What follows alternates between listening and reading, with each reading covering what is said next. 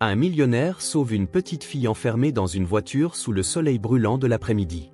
Quelques heures plus tard, la police est arrivée et l'a arrêté pour... Avant de commencer l'histoire, n'oubliez pas de laisser un like et de vous abonner à la chaîne pour voir plus d'histoires comme celle-ci. La ville pulsait au rythme d'un midi animé, le bourdonnement des voix et le coup occasionnel du klaxon d'une voiture s'élevant en harmonie discordante. Matthew Crawford desserra le nœud de sa cravate en soie alors que le soleil d'été le pesait dessus, une orbe cruelle de chaleur qui semblait déterminée à transformer le trottoir en plaque de cuisson. Il exhala profondément, le goût de l'asphalte et des gaz d'échappement s'installant sur sa langue, et jeta un coup d'œil dans la rue. Son objectif était simple, un petit dîner tranquille avec pour seul menu un club sandwich et un thé glacé. En traversant l'intersection, le bruit de la ville s'amplifia, les freins des bus sifflaient, un vendeur ambulant criait des offres sur des lunettes de soleil contrefaites et quelque part, faiblement, le cri d'un enfant filtrait à travers la cacophonie. Matthew fit une pause à mi-pas. Ce n'était pas un cri ordinaire, c'était plus faible, plus aigu, avec une pointe de désespoir qui tourmentait quelque chose de profond en lui. Il tourna la tête, scrutant les trottoirs animés et la mer infinie de voitures reflétant l'éclat du soleil comme des miroirs. Le cri à nouveau, cette fois plus clair. Ses yeux se fixèrent sur une berline Mercedes noire garée en biais sous un arbre qui n'offrait qu'une ombre symbolique. Ses vitres teintées jusqu'à presque l'opacité ne laissaient rien entrevoir de l'intérieur. Son front se plissa, il regarda autour de lui les passants tous absorbés par leur propre trajectoire, aucun ne prêtant la moindre attention au son. Entendait-il des choses? La chaleur avait une façon de déformer l'esprit. Puis cela revint, doux mais insistant, coupant à travers le tumulte urbain comme une lame. Matthew ajusta sa prise sur la mallette en cuir dans sa main. « Ce n'est pas tes affaires », une voix dans sa tête le réprimanda. « Cette ville est pleine de drames que tu ne peux pas résoudre, continue de marcher. » Pourtant, ses pieds le trahirent, pivotant vers la voiture, chaque pas propulsé par une inquiétude qu'il ne pouvait secouer. La Mercedes brillait malicieusement sous le soleil, sa surface assez chaude pour brûler. En approchant, un frisson lui parcourut l'échine malgré la chaleur.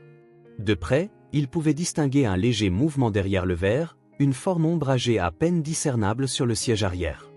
Il se pencha plus près, protégeant ses yeux de l'éblouissement avec sa main. Là, attaché à un siège de voiture, se trouvait un enfant, son petit visage rougi de colère, ses cheveux collés par la sueur, ses petites poings battant faiblement contre les sangles, les mouvements devenant lents. « Mon Dieu !» murmura-t-il en reculant, son cœur battant la chamade alors qu'il balayait la rue du regard. « Et » cria-t-il en agitant la main à une femme qui passait, mais elle continua son chemin, les écouteurs bien en place. Un autre homme croisa son regard, mais il secoua la tête en signe d'excuse et se hâta. L'air semblait plus lourd maintenant, oppressant, pesant sur lui comme une accusation. Il serra les poings, le temps n'était pas en faveur de l'enfant. Son regard se baissa au sol et il aperçut un morceau de béton brisé près du trottoir, dentelé et sale mais solide. Ses doigts se resserrèrent autour alors qu'il prenait une inspiration forte. « C'est de la folie » murmura-t-il. « Si je me trompe, la tête de l'enfant » La tête de l'enfant bascula de côté, ses cris s'estompant dans le silence. L'hésitation de Matthew s'évapora avec un mouvement rapide. Le béton heurta le verre, le brisant en une toile d'araignée de fissures avant de s'effondrer complètement. L'alarme de la voiture éclata en une cacophonie de cris stridents, mais Matthew atteignait déjà l'intérieur, ignorant les éclats qui mordaient son bras alors qu'il détachait les sangles et libérait l'enfant. La chaleur à l'intérieur de la voiture était étouffante, un four de misère piégé. Son petit corps était moite et mou, maladroitement dans ses bras. « Reste avec moi », murmura-t-il, la voix basse et stable comme s'il parlait à un animal effrayé. « Reste juste avec moi. » Il déchira sa veste de costume, l'enveloppant autour d'elle pour la protéger de la lumière du soleil, puis commença à courir. Ses chaussures habillées claquaient contre le trottoir, chaque pas se sentant plus lourd que le précédent. Les visages se retournaient pour regarder, certains curieux, d'autres inquiets, d'autres simplement indifférents, mais personne ne s'arrêta. L'hôpital apparut à la vue, sa façade stérile promettant le salut. Sa respiration était haletante alors qu'il poussait les portes tournantes, sa voix perçant le chaos ordonné. « À l'aide » appelait-il. Le désespoir dans son ton fit taire la salle pendant une fraction de seconde. Une infirmière se précipita en avant, ses bras tendus vers l'enfant. Matthew relâcha son fragile fardeau, ressentant le poids de son absence comme une douleur. L'enfant fut emporté et il resta figé, le sang coulant de coupures superficielles sur ses avant-bras et sa poitrine, haletant comme s'il venait de émerger de la noyade. Autour de lui, des murmures commencèrent à onduler dans la salle, des regards se tournaient vers lui puis s'éloignaient. Matthew avala difficilement, sa chemise collant à lui, humide de sueur et d'adrénaline, tandis que le personnel disparaissait derrière des portes battantes. Il se permit enfin d'expirer, bien que la tension dans ses épaules refusa de se relâcher.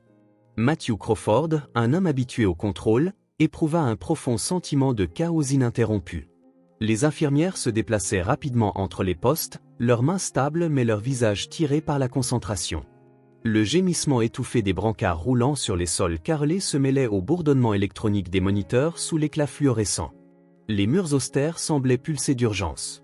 Matthew Crawford se tenait raide près du comptoir d'admission, sa chemise ajustée froissée et striée de sueur, ses bras portant de fines traces de sang dues aux coupures de verre. Bien qu'il ne remarquât guère la douleur, son attention étant fixée sur les doubles portes qui avaient englouti Anna quelques instants plus tôt.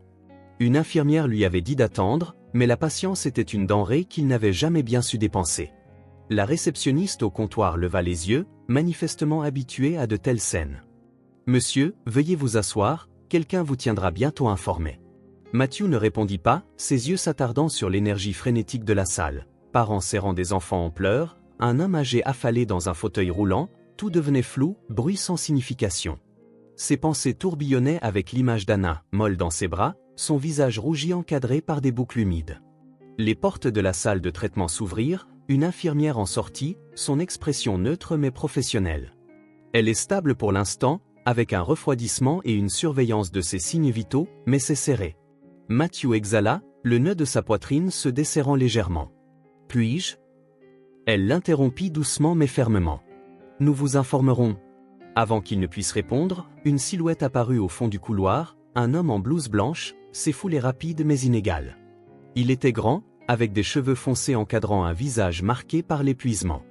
Il parcourut la salle du regard, ses yeux se rétrécissant lorsqu'ils se posèrent sur Matthew. « Où est-elle » demanda l'homme d'une voix basse mais tranchante. Matthew redressa les épaules. « Qui êtes-vous » Daniel Anderson, répondit l'homme d'un ton sec. « Le père d'Anna. » Bien qu'il ne le montrait pas, les mots frappèrent Matthew durement. Il fit un geste vers les portes derrière lui. « Elle est là-dedans, stable, ils ont dit ?» Le visage de Daniel s'adoucit, les lignes dures de sa mâchoire s'assouplissant, mais ses yeux gardaient une lueur de scepticisme. Il commença à se diriger vers les portes mais s'arrêta, se retournant. « Comment cela a-t-il pu arriver ?» Matthew prit une respiration, stabilisant sa voix. Elle était dans une voiture verrouillée, les vitres étaient montées et la chaleur. Sa gorge se serra en imaginant la scène à nouveau. « J'ai brisé la vitre et l'ai sortie, elle était à peine consciente. » Le regard de Daniel ne vacilla pas, mais ses poings se serrèrent à ses côtés. « Cette voiture » dit-il, sa voix baissant d'un ton. « Était-ce une Mercedes noire » Matthew hocha la tête. Garée sur la 84e, juste sous un arbre. Daniel ferma les yeux un instant, sa poitrine montant et descendant en respiration lente et délibérée. « C'est ma voiture, mais je ne l'utilise pas souvent. Je l'ai laissée à la maison ce matin. » Avant que Matthew ne puisse en demander plus, le bruit de bottes lourdes sur le carrelage fit tourner la tête des deux hommes vers deux officiers en uniforme qui approchèrent, leurs expressions mêlant autorité et suspicion. « Matthew Crawford » demanda l'un d'eux d'un ton aussi rigide que sa posture. « Oui » répondit Matthew d'une voix calme, bien que la tension dans ses épaules le trahissait. « Nous devons vous parler d'un rapport de dommages matériels et de possibles mises en danger d'enfants impliquant un véhicule sur la 84e rue. » « Attendez » Daniel s'avança, sa voix coupant à travers la déclaration de l'officier. « Il a sauvé ma fille. »« Si ce n'est pas le cas, monsieur » interrompit l'officier, sa main se levant. « Gérons cela. » Alors que le second officier faisait signe à Matthew de les suivre, la salle semblait se figer. Mais avant que quiconque ne puisse bouger, un autre groupe d'officiers entra dans la salle d'urgence. Ces hommes marchaient avec une allure déterminée, leurs yeux fixés sur Daniel. « Docteur » Daniel Anderson, en demanda un, sortant une paire de menottes de sa ceinture. Daniel se raidit. « Qu'est-ce que c'est ?»« Vous êtes en état d'arrestation pour suspicion d'implication dans la mort de Donna Sherman, dit l'officier de manière plate. « Quoi ?» La voix de Daniel monta, l'incrédulité épaississant son ton. « Donna ? Non, ce n'est pas. C'est une erreur, monsieur. » Discutons au centre-ville, répondit l'officier en agrippant le bras de Daniel. Matthew observa ses poings serrés à ses côtés alors que Daniel était menotté et emmené. Il tenta de comprendre ce qu'il venait d'entendre. Donna Sherman, Anna dans la voiture, les accusations soudaines, tout ne concordait pas. Personne ne le faisait, tout ne faisait pas sens. Alors que les portes se refermaient derrière Daniel et les officiers, Matthew jeta un dernier regard au visage du médecin, pâle mais défiant. Ces mots résonnèrent dans la salle soudainement plus calme. « Prenez soin d'Anna ». La mâchoire de Matthew se serra, le chaos de la salle d'urgence semblait maintenant lointain, comme s'il se tenait dans un vide. Il n'était pas un homme qui croyait au destin, mais quelque chose dans cette situation semblait inévitable, comme un courant le tirant vers le bas. Il jeta un regard vers la salle de traitement où Anna luttait encore pour retrouver la stabilité. Quelle que soit cette pagaille, il en faisait partie maintenant et il n'allait pas la laisser dégénérer davantage. L'air à l'intérieur du commissariat était vicié, lourd de l'odeur du café bon marché et du léger parfum de désinfectant. L'environnement stérile n'offrait aucun réconfort, amplifiant seulement la froide réalité de ce qui se passait. Matthew Crawford s'assit raide sur une chaise en métal dans une petite pièce sans fenêtre. En face de lui, un officier griffonnait des notes dans un carnet abîmé, son scepticisme évident dans la façon dont il étudiait Matthew entre les questions. « Vous me dites que vous vous promeniez simplement, avez entendu des cris et avez décidé de briser la vitre d'une voiture que vous ne connaissiez pas ? » « C'est exactement ce que je vous dis, » répondit Matthew d'une voix calme bien que sa patience s'amenuisa. « Auriez-vous préféré que je sois parti et que je la laisse mourir dans ce four à voiture ?» L'officier haussa un sourcil. « Je préférerais que vous laissiez les autorités gérer cela. » Matthew exhala vivement, réprimant l'envie de continuer à argumenter. Les autorités n'étaient pas là. La porte grinça et un autre officier entra, murmurant quelque chose à son collègue. Le premier officier hocha la tête puis fit signe à Matthew de rester sur place avant de quitter la pièce. Seul, Matthew serra les poings sur la table, la légère douleur des coupures de verre lui rappelant les enjeux. Daniel Anderson était interrogé quelque part dans cet immeuble et la vie d'Anna était en jeu.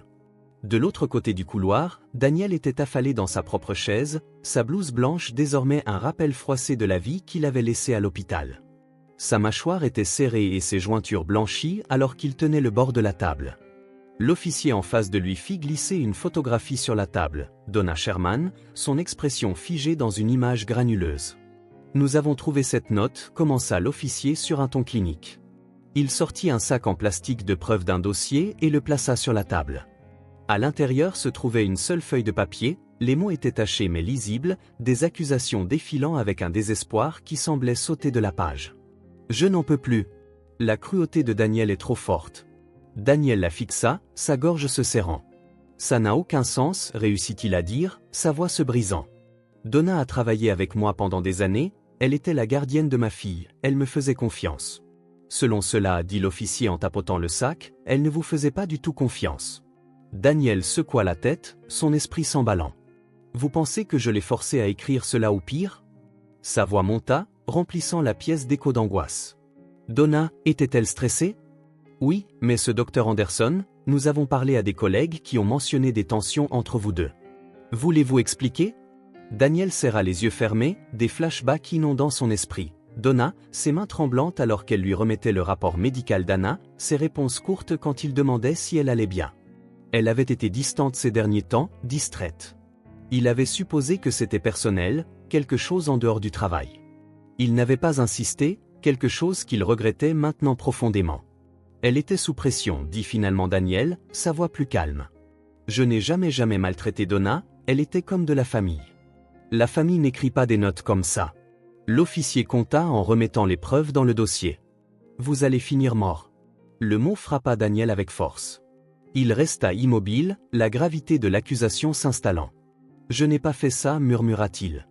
Dans la salle de Matthew, la porte s'ouvrit à nouveau et le premier officier revint, son expression impénétrable. Monsieur Crawford, vous êtes libre de partir pour l'instant. Cependant, nous surveillerons de près vos actions. Parfait, murmura Matthew en se levant.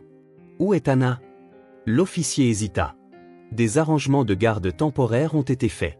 Vous êtes listé comme son tuteur pour l'instant. Matthew resta figé. Je la connais à peine. C'est soit vous, soit les services de protection de l'enfance, dit l'officier franchement. Le docteur Anderson a demandé que vous soyez son tuteur, il vous fait confiance pour la garder en sécurité. Le poids de la responsabilité s'abattit sur lui comme un lourd manteau. Très bien, dit Matthew enfin, sa voix basse. Où est-elle ? Anna dormait dans une chambre tranquille, son petit corps éclipsé par une couverture d'hôpital trop grande. Matthew se tenait dans l'embrasure de la porte, sa silhouette projetant une longue ombre sur le sol. Elle bougea faiblement, son visage encore pâle mais sa respiration régulière. Un moment, Matthew resta, les mains enfoncées dans ses poches, le chaos des heures passées rejoué dans son esprit. L'arrestation de Daniel, les accusations énigmatiques, le poids de la vie fragile d'Anna reposant désormais sur ses épaules. Il ne connaissait pas cet enfant ni son père, mais leur vie était inexplicablement liée. Il s'approcha, tirant une chaise près de son lit. « C'est juste toi et moi maintenant » murmura-t-il doucement, bien que les mots semblaient étranges en sortant. « Nous allons nous en sortir, je promets. » Alors qu'il s'asseyait, les murs stériles semblaient se refermer, le poids des questions sans réponse pesant sur lui. Qui avait écrit cette note? Pourquoi la vie de Donna s'était-elle terminée ainsi et comment Anna s'était-elle retrouvée au milieu de tout cela? Matthew n'avait pas encore les réponses, mais une chose était certaine, il n'allait pas laisser cette histoire se terminer ici. Les portes de l'ascenseur s'ouvrirent avec un carillon atténué, révélant l'intérieur immaculé du penthouse de Matthew Crawford. L'espace était un exercice d'opulence discrète, des sols en marbre poli, des fenêtres du sol au plafond offrant une vue imprenable sur Manhattan et des pièces d'art soigneusement sélectionnées ornant les murs. Pourtant, ce soir, il semblait cavernique et étranger. Matthew entra, portant Anna endormie dans ses bras, son petit visage encore pâle de l'épreuve reposant contre son épaule. Le léger son de sa respiration était la seule chose qui le maintenait ancré alors qu'il franchissait le seuil. « Bienvenue à nouveau, Monsieur Crawford » une voix douce salua sa présence. Son assistante, Elna, apparut des ombres, son expression mi-calme mi-curieuse. Elle jeta un coup d'œil à l'enfant, fronçant légèrement les sourcils. « J'ai préparé la chambre d'amis comme vous l'avez demandé. »« Anna doit être ?»« Anna » répondit Matthew, hochant légèrement la tête. « Oui, Matthew, elle a traversé l'enfer. Je t'expliquerai plus tard. Pour l'instant, j'ai besoin de la mettre au repos » ajouta-t-il. Elna le conduisit à la suite pour inviter, ses pas silencieux et efficaces. La chambre était modeste comparée au reste du penthouse, ses tons atténués conçus pour le confort plutôt que pour la grandeur. Matthew posa doucement Anna sur le lit, son petit corps à peine dérangeant le duvet moelleux. Il resta un moment, brossant une boucle rebelle de son front. « J'ai installé un moniteur pour que tu puisses l'entendre depuis le salon » dit Elna d'une voix basse. « Rien d'autre » demanda-t-elle.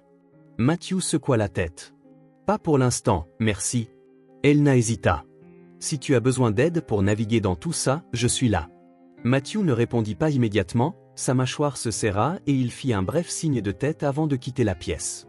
Elna le regarda partir, son expression impénétrable à la lumière tamisée de son bureau. Matthew s'assit à son bureau, son ordinateur portable ouvert devant lui, l'écran brillant faiblement, illuminant son front plissé alors qu'il parcourait une avalanche d'articles de presse, de rapports de police et de notes personnelles.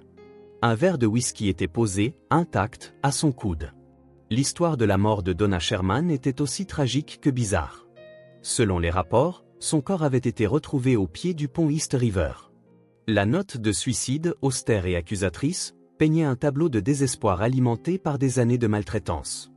Mais le détail des récits ne convenait pas à Matthew. Il se renversa dans sa chaise, passant une main dans ses cheveux. « Un pont au milieu de la nuit » murmura-t-il pour lui-même. Pas de témoin, pas de caméra, juste une note. Il fit défiler les images du dossier de police, les yeux plissés alors qu'il étudiait la photographie de la note. L'écriture était tremblante, irrégulière. « Je n'en peux plus. La cruauté de Daniel est trop forte. » Les mots étaient accablants mais semblaient faux. Donna avait été une professionnelle, calme, posée, méticuleuse. Une femme comme elle ne s'effondre pas du jour au lendemain. Il ouvrit un autre onglet, affichant des articles sur la vie de Donna. Elle avait travaillé pour Daniel pendant 5 ans, commençant peu après son mariage. Les témoignages la décrivaient comme diligente, protectrice et profondément loyale envers Anna. S'il y avait eu des tensions entre elle et Daniel, cela n'avait pas été connu du public. L'esprit de Matthew revint à ses brèves conversations avec Daniel. Le choc et la confusion de l'homme avaient été sincères, presque trop bruts pour être fins et pourtant quelqu'un voulait le faire taire.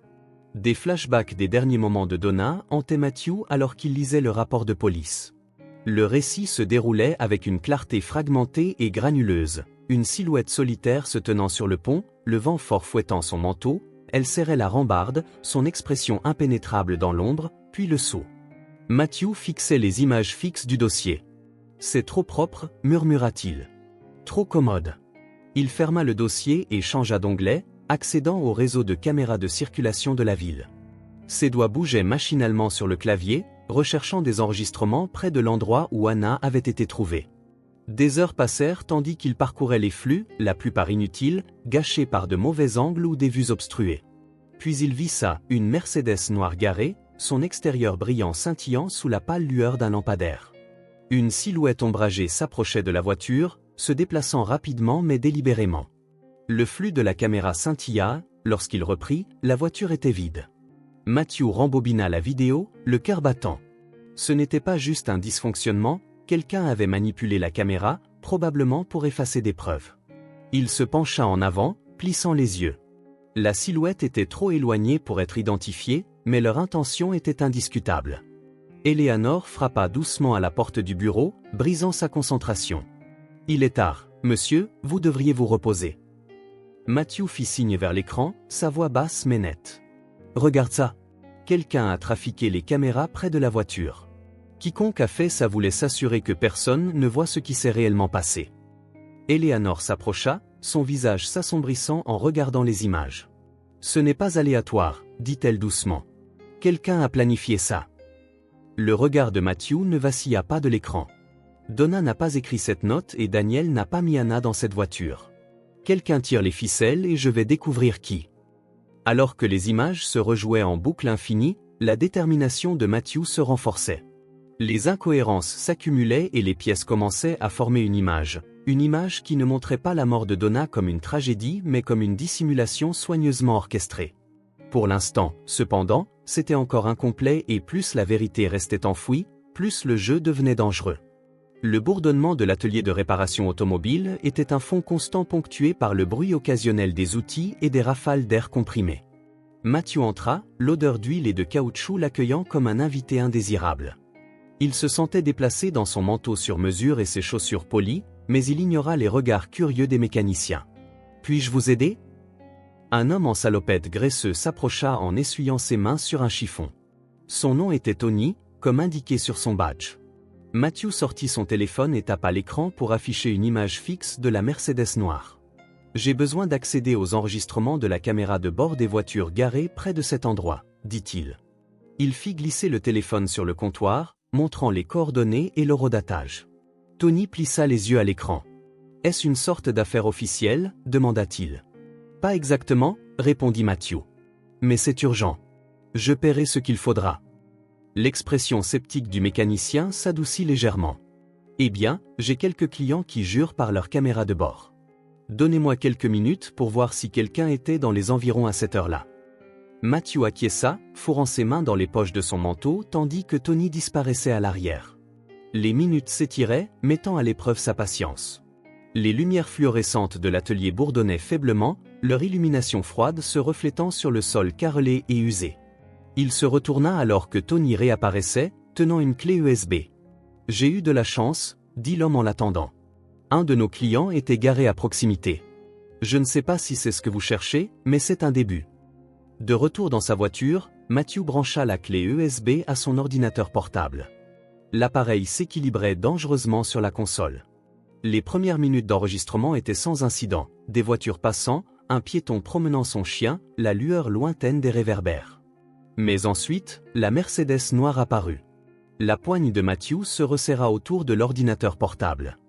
La voiture ralentit jusqu'à s'arrêter, ses feux de freinage projetant une lueur rouge étrange sur le trottoir. Quelques instants plus tard, un autre véhicule, un SUV sombre, se gara derrière elle. Deux hommes en sortirent, leurs mouvements délibérés mais décontractés, comme s'ils avaient répété ce moment une centaine de fois. La résolution de la caméra n'était pas parfaite, mais suffisante pour distinguer les actions des hommes. L'un s'approcha de la porte côté conducteur, l'ouvrant avec un outil ressemblant à un JY mince. L'autre encercla la porte passager et la tira brusquement, révélant Donna Sherman sur le siège du conducteur, le visage pâle de choc. Elle serrait Anna fermement dans ses bras. La scène se déroulait dans un silence étrange, à l'exception du bourdonnement du ventilateur de l'ordinateur portable. Les hommes gesticulaient de manière agressive. L'un attrapait Donna par le bras tandis que l'autre saisissait Anna et la plaçait sur le siège arrière de la Mercedes. Donna résistait, mais elle ne faisait pas le poids face à la force des hommes. En quelques secondes, elle était traînée vers le SUV. Matthew retint sa respiration, le souffle coupé dans sa gorge. Les images confirmaient ce qu'il craignait. La disparition de Donna n'était pas un suicide, c'était un enlèvement. Il rembobina la vidéo, scrutant chaque détail. Les visages des hommes étaient en grande partie obscurcis, mais à un moment donné, un tournant de tête alors que l'homme le plus grand jetait un coup d'œil en arrière offrait un aperçu fugace. Matthew figea l'image et se pencha plus près. L'angle était mauvais, mais les pommettes saillantes de l'homme et ses cheveux lissés en arrière suscitaient un éclat de reconnaissance. Il attrapa son téléphone, accédant à la base de données de la police qu'il avait réussi à atteindre grâce à ses connexions privées. Ses doigts bougeaient rapidement, entrant la description vague. Un instant plus tard, un nom apparut à l'écran, Victor Reyes, un exécuteur connu lié à des entreprises pharmaceutiques douteuses, y compris une société liée à des essais de médicaments expérimentaux. Matthew fixa le nom, son esprit en ébullition. Victor n'était pas juste un voyou, il était connecté et s'il était impliqué, cela allait au-delà de Donna ou Daniel. Quelqu'un de puissant orchestrant cela et Donna était devenue une victime collatérale. Matthew s'appuya contre le siège du conducteur, exhalant lentement. Ses pensées dérivèrent vers Anna, endormie dans son pantouse sous le regard attentif d'Eleanor. Elle était le fil fragile reliant tout, le témoin silencieux d'une conspiration qui avait coûté la vie à sa gardienne et bouleversé son père. Son téléphone vibra, le ramenant au présent. C'était Eleanor. « Tout va bien ?» demanda-t-il. « Elle va bien », répondit Eleanor. « Tu as trouvé quelque chose ?» Matthew hésita, jetant un coup d'œil à l'image figée sur son ordinateur portable. « Oui », dit-il finalement, mais ça soulève plus de questions qu'il n'y répond. « Sois prudent, Matthew. » Eleanor répondit d'une voix teintée de préoccupation. « Quiconque a fait ça ne joue pas. » Il raccrocha, fixant le nom sur l'écran de son téléphone, Victor Reyes. Ce n'était pas grand-chose, mais c'était un début. Si Matthew avait appris quelque chose dans sa vie, c'était qu'un seul fil pouvait démêler toute une toile. Il ferma l'ordinateur portable, sa détermination se renforçant. Donna n'était pas morte pour rien et Daniel ne pourrirait pas en cellule pour un crime qu'il n'avait pas commis. Quelqu'un avait ciblé cette famille et Matthew avait l'intention de découvrir pourquoi, quoi qu'il en coûte. La salle de visite de la prison était un rectangle lugubre de murs en parpaing et d'éclairage fluorescent qui bourdonnait faiblement au-dessus. Des rangées de tables en acier, fixées au sol, formaient des lignes nettes et impersonnelles. Un agent pénitentiaire se tenait près de la porte, surveillant la salle avec la vigilance détachée de quelqu'un qui a tout vu. Matthew Crawford était assis rigide à l'une des tables, les mains jointes devant lui.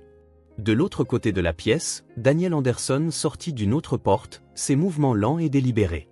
Son visage était émacié, son attitude autrefois impeccable ternie par des jours de captivité. La combinaison orange pendait maladroitement sur son cadre, un contraste frappant avec l'homme que Matthew avait rencontré à l'hôpital. Daniel s'assit en face de lui, le grattement des jambes métalliques de la chaise résonnant dans la pièce. « Tu es venu ?» dit-il d'une voix basse mais stable. « Je n'étais pas sûr que tu viendrais. »« Je t'avais dit que je t'aiderais », répondit Matthew. « Et j'ai trouvé quelque chose. » Les sourcils de Daniel se froncèrent. « Qu'est-ce que c'est ?» demanda-t-il. Matthew sortit une clé USB de sa poche et la fit glisser sur la table. Des enregistrements de caméras de bord de la nuit où Anna a été retrouvée. Cela montre Donna étant forcée de sortir de votre voiture par deux hommes qui l'ont emmenée. Daniel, ce n'était pas un suicide. C'est l'une des histoires les plus étranges que tu aies entendues cette semaine. Si c'est le cas, laisse un commentaire avocat ci-dessous. À un moment, Daniel ne répondit rien, sa mâchoire se serrant alors qu'il absorbait le poids des mots de Matthew. « Deux hommes » répéta-t-il d'une voix teintée d'incrédulité. « Pourquoi ciblerait-il Donna ? J'espérais que tu pourrais me le dire. » Matthew dit, « Mais ce n'est pas tout. L'un d'eux s'appelle Victor Reyes. Il est lié à des opérations pharmaceutiques illégales. Est-ce que ça signifie quelque chose pour toi ?» Daniel se pencha en arrière, ses mains agrippant le bord de la table, les yeux dérivant vers le sol, son esprit tournant les pièces d'un puzzle qu'il n'avait pas réalisé exister. « Megan » murmura-t-il. Matthew se pencha en avant. « Megan, ta femme ?» Daniel hocha la tête, sa voix chargée d'émotion. Avant sa mort, Megan avait commencé à remarquer des irrégularités à l'hôpital, des dossiers de patients manquants, des essais de médicaments non approuvés. Elle était infirmière, dédiée à ses patients et elle ne pouvait pas l'ignorer. Ce qui s'est passé ? Matthew insista. Elle en a parlé à Carlos Murphy. Daniel continua, son ton amer. Il était le directeur de l'hôpital. Megan lui faisait confiance, pensait qu'il enquêterait, mais elle a commencé à se faire repousser, à être réaffectée et interrogée sur son éthique de travail. Elle m'a dit qu'elle sentait que quelqu'un essayait de la faire taire. Matthew ajouta, et puis elle est morte. Les yeux de Daniel brillèrent, mais il ne détourna pas le regard. Ils ont dit que c'était une crise cardiaque. Megan avait des antécédents d'arythmie, donc c'était crédible, mais elle était aussi en bonne santé, trop en bonne santé pour que cela se produise si soudainement. Penses-tu que Murphy avait quelque chose à voir avec ça? Matthew demanda, je ne voulais pas le croire. Daniel admit, mais maintenant avec Donna, Anna, tout ça, c'est trop pour être une coïncidence. Matthew laissa le silence s'installer un instant avant de demander, Megan n'a-t-elle rien laissé derrière elle? Des notes, des dossiers, quelque chose qui pourrait prouver ce qu'elle soupçonnait? L'expression de Daniel changea, un éclair de réalisation traversant son visage. Le stylo, expliqua-t-il. Elle avait ce stylo enregistreur, Daniel ajouta. C'était un cadeau de ma part, quelque chose qu'elle utilisait pour documenter les observations des patients. Elle disait que ça l'aidait à tout suivre. Après sa mort, je l'ai trouvé parmi ses affaires, mais je n'y ai pas vraiment pensé. Tu l'as toujours? Demanda Matthew, sa voix montant en urgence. Daniel hocha lentement la tête. Il est dans une boîte dans mon bureau. Je n'ai pas pu me résoudre à passer en revue ses affaires après son départ. Si elle a enregistré quelque chose, ça pourrait être là-dedans. Matthew se renversa, traitant ce nouveau fil. Je vais le prendre, dit-il finalement. Quoi qu'il en soit, ce qui est sur ce stylo pourrait être ce dont nous avons besoin pour prouver que Donna et Megan ont été ciblées. La voix de Daniel vacilla. Matthew répondit, merci, non seulement pour ça, mais pour Anna aussi.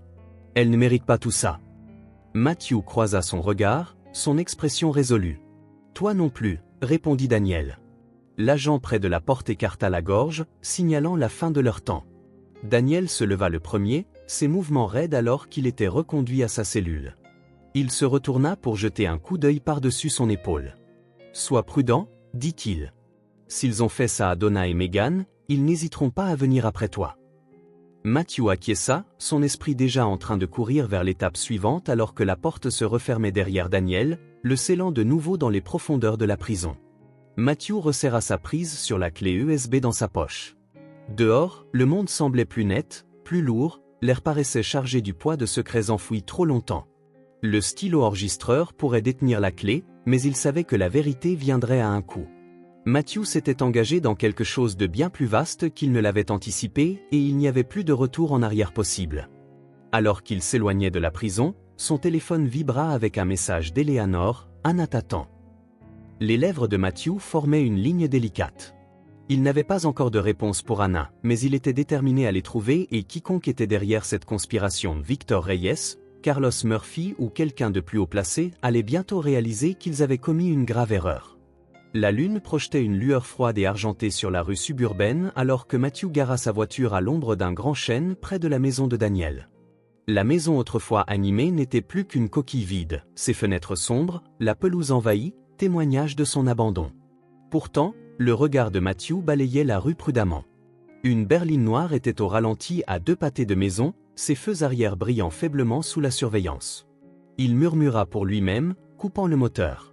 Il glissa hors de la voiture, restant bas alors qu'il s'approchait de la maison.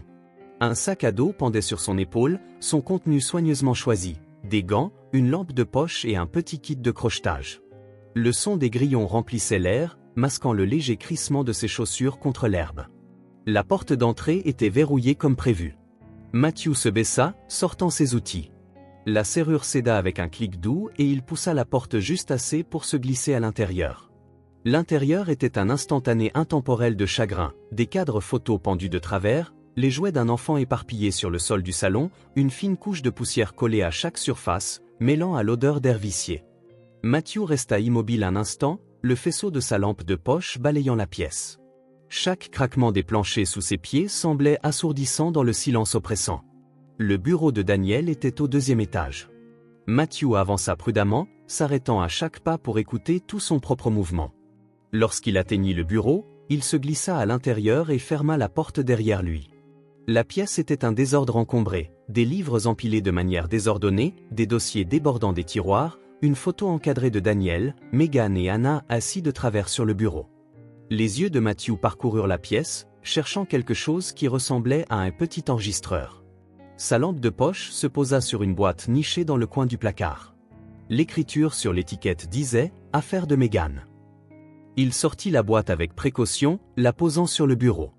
À l'intérieur, le contenu était soigneusement rangé, un stéthoscope, quelques journaux et une collection de stylos, ordinaires à l'exception d'un stylo argenté élégant avec un petit bouton d'enregistrement près du clip. Matthew exhala de soulagement, glissant le stylo dans sa poche juste au moment où un bruit parvint à ses oreilles, le léger crissement de gravier à l'extérieur. Matthew resta figé, son souffle se coupant. Une ombre se déplaça à travers l'entrebâillement de la porte, accompagnée du léger bruit de pas. Quelqu'un d'autre était dans la maison. Il éteignit la lampe de poche et se baissa derrière le bureau, son pouls grondant dans ses oreilles alors que la poignée de la porte tournait, la porte grinçant en s'ouvrant. Une silhouette entra, silhouettée par la faible lueur d'une lampe de poche. L'intrus se déplaça méthodiquement, sa lumière balayant la pièce. Matthew plongea sa main dans son sac à dos, ses doigts se refermant autour d'une clé. Il attendit, chaque seconde s'étirant de manière insupportable alors que la silhouette fouillait le bureau. Puis le faisceau de la lampe de poche se posa sur la boîte vide dans le placard. La silhouette jura doucement, un homme jugé par le ton râpeux et se dirigea vers le bureau. Lorsque l'homme tourna le coin, Matthew bondit en avant. La clé frappa l'avant-bras de l'homme avec un bruit sourd et esséurant, envoyant la lampe de poche voler sur le sol. L'intrus grogna de douleur, vacillant en arrière. Mais Matthew n'attendit pas. Il s'élança hors de la pièce, le cœur battant alors qu'il dévalait les escaliers. Derrière lui, l'homme criait quelque chose d'inintelligible, ses lourdes pas le suivant de près. Matthew sortit en trombe par la porte d'entrée et sprint à travers la pelouse en direction de sa voiture. Il tâtonna pour trouver ses clés, le son de la poursuite de l'homme devenant de plus en plus fort. Finalement, il arracha la porte, se jeta à l'intérieur et démarra le moteur. Les pneus crissèrent alors qu'il s'éloignait à toute vitesse, sa respiration saccadée, ses mains tremblantes contre le volant. Plus tard, dans la sécurité de son Penthouse, Matthew était assis à son bureau, l'enregistreur de stylo serré dans sa main. Anna dormait profondément dans la pièce d'accent grave côté, sa respiration douce audible à travers le moniteur pour bébé. Il hésita un instant avant d'appuyer sur play. La voix de Meghan remplit la pièce, stable mais teintée d'une légère urgence. C'est Meghan Anderson. Si vous entendez ceci, je ne suis plus en vie. La prise de Matthew sur le stylo se resserra. J'ai documenté des irrégularités à Saint-Lucas.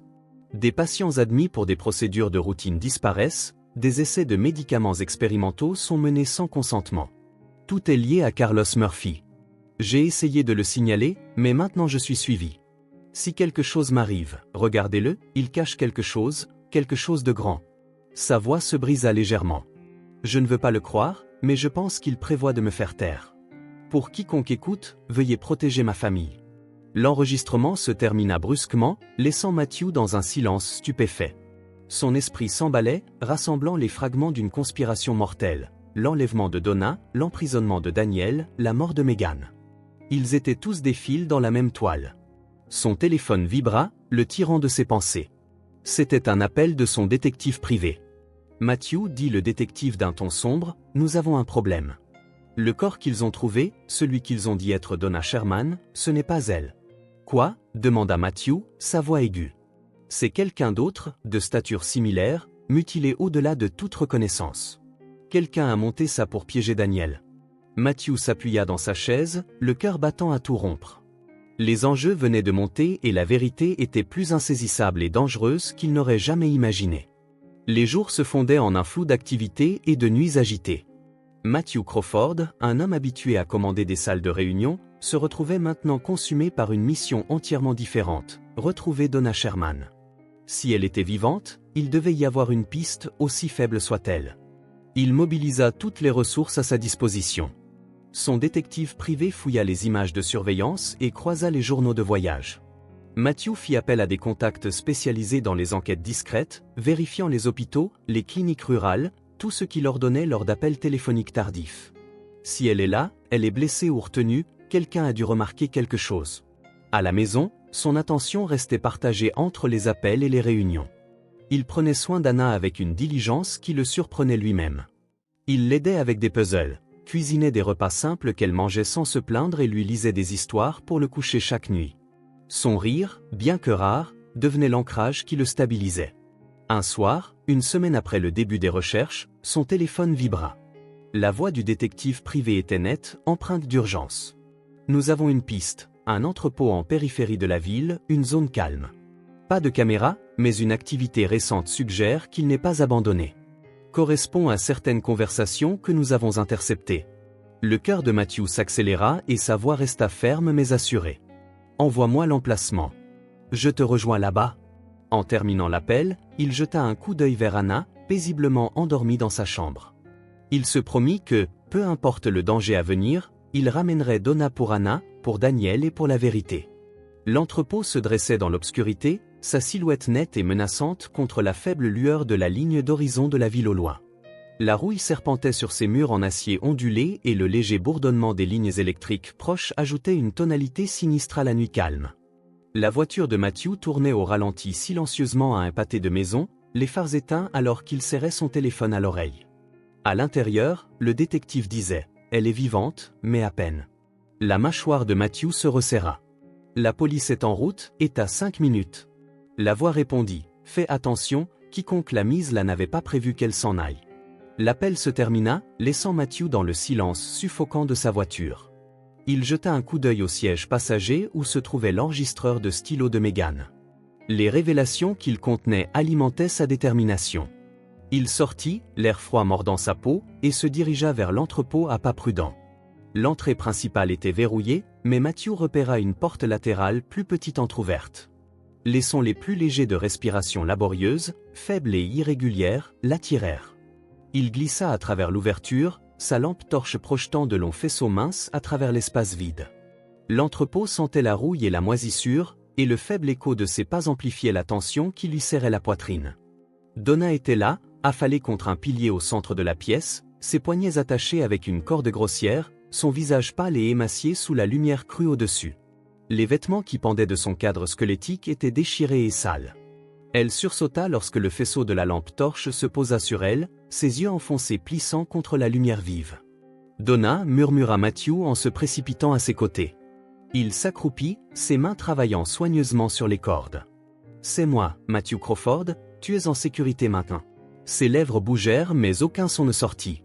Son corps tremblait alors qu'il libérait ses mains et elle s'effondra dans ses bras, à peine consciente. « Aide-moi, râla-t-elle, sa voix cassée et sèche comme du papier fragile. La porte grinça quelque part derrière eux et Matthew se figea, son pouls tonnant dans ses oreilles alors qu'il écoutait d'éventuels mouvements supplémentaires. Des pas, faibles mais délibérés, résonnaient dans l'espace. Sans réfléchir, il traîna Donna derrière une pile de caisses, se positionnant entre elle et le son. Les pas se rapprochaient, accompagnés de voix murmures basses. Matthew s'efforça d'entendre, « Elle est à peine vivante, Murphy va nous tuer si elle parle. » Une autre voix, rugueuse et impatiente, répondit, « Nous veillerons à ce qu'elle ne parle pas. » Le sang se vida du visage de Matthew. Il jeta un coup d'œil à Donna qui était trop faible pour bouger. Il n'avait pas le temps d'attendre la police. Il glissa une main dans sa poche et sortit son téléphone, composant à nouveau le numéro du détective. « Ils sont là, souffla-t-il. 2 hommes armés. Je pense qu'il faut rester caché. » Le détective répondit, « Les officiers seront là dans 2 minutes. » La main de Matthew trembla alors qu'il raccrochait. Le léger bruit du clic se fit entendre plus fort qu'il ne l'avait prévu. Les voix s'arrêtèrent brusquement et les pas se dirigèrent vers lui. « Qui est là » aboya l'un des hommes. Matthew inspira profondément, repérant une clé à molette rouillée à proximité et la saisit. Ses jointures blanchirent alors qu'il agrippait le métal froid. Le premier homme contourna les caisses, sa lampe torche balayant les ombres dans un mouvement désespéré unique. Matthew balança la clé à molette, l'homme s'effondra avec un grognement, sa lampe torche cliquetant au sol. Le deuxième homme cria et chargea, mais la porte de l'entrepôt s'ouvrit brusquement, des projecteurs inondant l'espace alors que des officiers se précipitaient à l'intérieur. « Freeze !» aboya l'officier en chef, son arme dégainée. Le deuxième homme laissa tomber son arme, levant les mains alors que le chaos éclatait autour d'eux. Quelques minutes plus tard, Matthew était assis par terre à côté de Donna alors que les ambulanciers travaillaient à la stabiliser. Les cordes autour de ses poignets et chevilles avaient disparu, remplacées par des mains douces et des couvertures chaudes. Sa respiration était maintenant peu profonde mais régulière et la couleur commençait à revenir sur son visage. Donna dit doucement Matthew. Ses yeux s'ouvrirent en battant des paupières, embué d'épuisement mais suffisamment clair pour se concentrer sur lui. C'est fini, tu es en sécurité. Ses lèvres tremblaient et elle hocha faiblement la tête. Carlos, murmura-t-elle, sa voix à peine audible. Et, il a tout planifié, Megan, Daniel, il voulait qu'il disparaisse. J'ai essayé de l'arrêter. Des larmes remplirent ses yeux et Matthew serra sa main. Tu as fait plus qu'assez. Repose-toi maintenant. Des heures plus tard, dans la sécurité de son pantouse, Matthew rejouait l'enregistreur de stylo pour Donna. Son visage, bien que toujours pâle, était un masque de détermination alors que la voix de Megan remplissait la pièce. C'est Megan Anderson. Si vous entendez ceci, je ne suis plus en vie. À la fin de l'enregistrement, Donna était assise droite, ses yeux brillants de détermination. Je témoignerai, dit-elle, sa voix ferme malgré son état fragile. Carlos ne s'en sortira pas avec ça. Matthew acquiesça. Il avait l'enregistreur, le témoignage de Donna et la police de son côté maintenant. Une lueur d'espoir apparut pour la première fois depuis le début de ce cauchemar, mais en jetant un coup d'œil aux lumières de la ville à l'extérieur de sa fenêtre, il savait que ce n'était que le début de la lutte. Carlos Murphy ne partirait pas facilement. La salle d'audience bourdonnait de tension, un léger murmure de chuchotement se propageant à travers les bancs bondés, l'air était chargé d'anticipation alors que Carlos Murphy était assis à la table de la défense, son apparence soignait un masque de contrôle, son costume sur mesure parfaitement ajusté, sa posture calme mais ses yeux trahissaient des éclairs d'inquiétude alors que les preuves contre lui s'accumulaient. À travers la salle, Daniel Anderson était assis avec Matthew et Donna, leur présence renforcée par le poids de la vérité. La main de Daniel serrait fermement le bord du banc, ses jointures blanchies, à côté de lui Donna, frêle mais résolue, se préparait à prendre la parole. L'enregistreur était en évidence, une petite mais accablante pièce de preuve. Madame Sherman, la procureure, commença, sa voix claire et ferme. Donna, pouvez-vous raconter les événements qui ont conduit à votre enlèvement et votre emprisonnement? Donna acquiesça, sa voix stable malgré les tremblements de ses mains. Je conduisais Anna au supermarché, tout semblait normal jusqu'à ce que je remarque un SUV noir qui me suivait. Quand je me suis arrêté pour vérifier la voiture, 2 hommes sont approchés, ils m'ont forcé à monter dans leur véhicule et ont laissé Anna enfermée dans ma voiture. Alors qu'elle continuait à raconter les jours de captivité, les menaces et les noms qu'elle avait entendus, la salle d'audience restait silencieuse. Carlos Murphy, dit-elle, sa voix tranchante. Il l'a orchestré, il voulait me faire taire, tout comme Megan Anderson. La procureure rejoint ensuite l'enregistrement de Megan. La salle d'audience resta silencieuse alors que la voix de Megan résonnait dans la chambre, décrivant les expériences, les patients disparus et sa peur d'être réduite au silence. Chaque parole érodait la façade méticuleusement construite de Carlos. À la fin, même le visage du juge était tordu par la colère. Votre honneur, dit la procureure, cette preuve confirme non seulement l'implication de M. Murphy dans des expériences illégales, mais aussi son rôle direct dans les décès de Megan Anderson et la tentative de piéger Daniel Anderson. Bien que l'avocat de Carlos ait tenté d'objecter, il était évident que la bataille leur échappait. Carlos, qui avait été assis avec une confiance calme pendant la majeure partie du procès, se pencha en avant, sa maîtrise finale rompue. Ses yeux se verrouillèrent sur Daniel, froid et venimeux. Si toi et ta femme n'aviez pas mêlé les mains dans des affaires qui ne vous concernaient pas, cracha Carlos, sa voix basse mais perçant le silence. Ta famille ne serait pas là, c'est de ta faute, Daniel, tout ça. La mâchoire de Daniel se resserra, mais il ne répondit pas. Il n'en avait pas besoin, le poids des preuves et l'éruption de Carlos étaient déjà assez accablants. Lorsque le juge rendit le verdict de culpabilité, la salle éclata en murmures. Carlos se leva, son calme complètement délié alors qu'il était conduit vers la sortie. Il se retourna une fois de plus vers Daniel et Matthew, sa voix était un sifflement glacial, calme mais pleine de malveillance. « Ce n'est pas fini, dit-il. Vous pensez avoir gagné? Vous ne l'avez pas fait. Anna, vous tous, vous le regretterez. » La menace flottait dans l'air longtemps après que la salle d'audience est vidée. Dehors, Matthew se tenait avec Donna et Daniel, la victoire tempérée par l'ombre que Carlos avait projetée. C'est fait, dit Donna doucement, mais son ton ne portait aucun soulagement. Matthew acquiesça, son regard lointain alors qu'il regardait Carlos être chargé dans le transport pénitentiaire. Pour l'instant, dit-il. Mais il ne s'arrêtera pas, nous devons être prêts. Daniel posa une main sur l'épaule de Matthew, sa voix stable. Nous le serons, pour Anna, pour Megan. Alors que la ville bourdonnait autour d'eux, le trio restait uni par leur combat commun pour la justice et le danger persistant qu'ils savaient loin d'être terminé. La vue depuis le penthouse de Matthew s'étendait à l'infini sur la ligne d'horizon de New York, les lumières scintillantes de la ville offrant un contraste saisissant avec le calme qui remplissait désormais les vastes pièces. Pour la première fois depuis des semaines, la tension qui avait accroché à leur vie commençait à se dissiper, bien que ces cicatrices subsistaient comme de faibles ombres. Anna était assise en tailleur sur le sol du salon, ses petits doigts assemblant habilement un puzzle. Donna s'agenouilla à côté d'elle, offrant un encouragement doux alors qu'elles travaillaient ensemble malgré son apparence frêle. La voix de Donna avait retrouvé une partie de sa chaleur et son lien avec Anna était une source de réconfort pour toutes les deux. Dans la cuisine adjacente, Daniel s'appuyait contre le comptoir, une tasse de thé fumante à la main. Il regardait Anna et Donna avec un sourire doux, le premier véritable qu'il avait vu depuis longtemps. « Tu as fait plus pour nous que je ne pourrais jamais te le rendre » dit Daniel, sa voix basse. « Je ne sais même pas par où commencer. » Matthew se tenait près de la fenêtre, les bras croisés alors qu'il regardait la ligne d'horizon. « Tu n'as pas à le faire » répondit-il simplement, se tournant pour rencontrer le regard de Daniel. « Nous n'avons pas encore fini, mais pour l'instant Anna a besoin de stabilité. Elle a besoin de vous deux ?» Daniel acquiesça, le poids des dernières semaines évident dans ses yeux fatigués. « Megan aurait été reconnaissante, dit-il après une pause. Elle a toujours cru en se lever pour ce qui est juste, même si cela nous coûtait tout. » Matthew s'approcha, posant une main ferme sur l'épaule de Daniel. « Elle serait fière de toi, de nous tous ?» Anna gloussa doucement dans le salon alors que Donna faisait une erreur ludique avec une pièce de puzzle, la plaçant délibérément à l'endroit incorrect. Le son était faible mais contagieux et pendant un instant, il remplit la pièce d'un sentiment de normalité qui semblait presque étranger. « Elle est plus forte que je ne le pensais, » dit Daniel, sa voix teintée d'admiration alors qu'il regardait sa fille. « Après tout ce qui s'est passé, elle est résiliente. » Matthew acquiesça. « Mais elle est une enfant, elle ne devrait pas avoir à l'être. » Donna leva les yeux du puzzle, ses yeux rencontrant ceux de Matthew. « Rien de tout cela n'aurait été possible sans toi, dit-elle.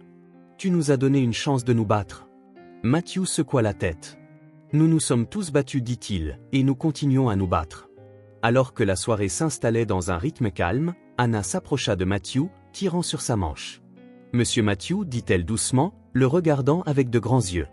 Puis-je dormir dans la grande chambre ce soir? Ça me semble plus sur là-bas. » Il s'accroupit, son expression s'adoucissant. « Bien sûr, ma puce, mais seulement si tu promets de manger tous les pancakes demain matin. » Anna sourit, son sourire illuminant son visage. « Marché conclu, dit-elle en sautant vers sa chambre temporaire. Matthew redressa son regard la suivant.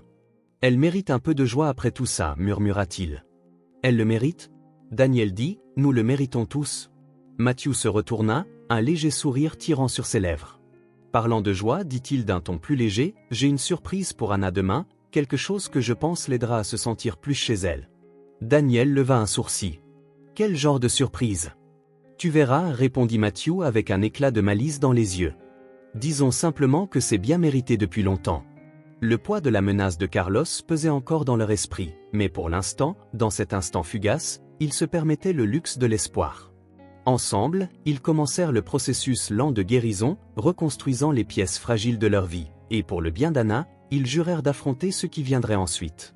Ensemble, ils commencèrent le processus lent de guérison, reconstruisant les pièces fragiles de leur vie, et pour le bien d'Anna, ils jurèrent d'affronter ce qui viendrait ensuite. La lueur dorée du soleil couchant baignait le vaste domaine de Matthew de teintes chaudes, les pelouses et jardins bien entretenus animés de rires et de conversations. C'était une journée rare, une journée qui semblait intacte par les ombres du passé. L'air était rempli de l'odeur de nourriture fraîchement grillée et du son léger de la musique flottant des haut-parleurs cachés parmi les buissons. Les rires d'Anna résonnaient alors qu'elle poursuivait un papillon à travers l'herbe, ses cheveux rebondissant à chaque pas. Donna se tenait à proximité, sa santé visiblement améliorée, appelant des avertissements ludiques. « Attention Anna, les papillons sont rapides. » Matthew regardait depuis le patio, un verre de limonade à la main, le poids des semaines passées se levant lentement. Il se tourna vers Daniel, qui se tenait à côté de lui, regardant sa fille avec un mélange de fierté et de mélancolie. « Elle est heureuse, dit doucement Daniel.